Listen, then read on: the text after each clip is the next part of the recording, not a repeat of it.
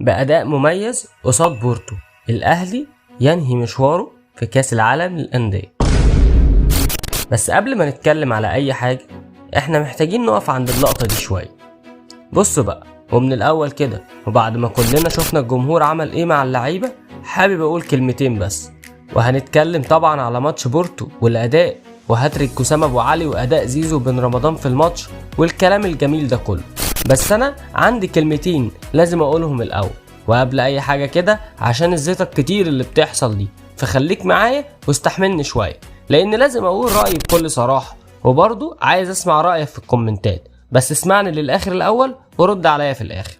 أولا، احنا قدمنا كل الدعم وانا اولهم كزملكاوي، انا بتكلم عن نفسي طبعا عشان اللي بيتقال وانت فاهم قصدي كويس. فاولا كده انت اشتريت لعيبة الكوكب ودفعت ملايين الدولارات، جبت تريزيجيه، بن شرقي، زيزو، بن رمضان، رجعت حمدي فتحي وديانج، وجبت بيكهام، جبت فرقة. وانت اصلا كان عندك عتاولة زي أسامة أبو علي، مروان عطية، الشناوي، ياسر إبراهيم في أفضل حالاته، وعندك طبعا أفضل لعيب في مصر إمام عاشور. فأنت تيجي بعد كل ده وبعد كل الصرف ده والفلوس وما تكسبش ماتش واحد حتى؟